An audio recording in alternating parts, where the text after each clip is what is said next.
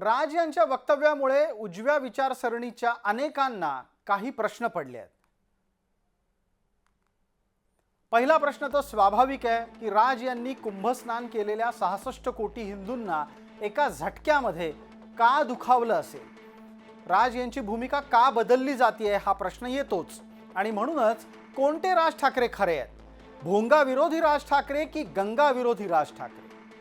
राज अचानक हिंदूंच्या आस्थेवर का घसरले आहेत हाही प्रश्न आहे। स्नान केलेलं पाणी कुणीही पीत नाही हे सत्य असूनही राज ठाकरेंनी टीका का करावी?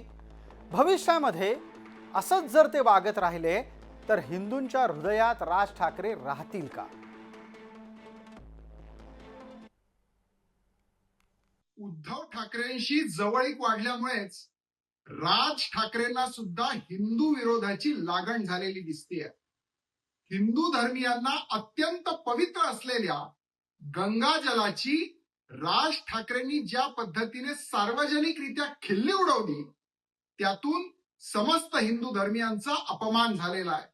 और राज ठाकरे, गंगाजल तुम्हाला पिण्यायोग्य वाटत नसेल तर तो गंगा कलश आपल्या मस्तकी लावून त्याचं दर्शन घ्यायला हवं होतं। तुमच्या अशा वारंवार बदलणाऱ्या भूमिकेमुळेच महाराष्ट्राची जनता तुम्हाला सातत्याने नाकारते हे ध्यानात घ्या।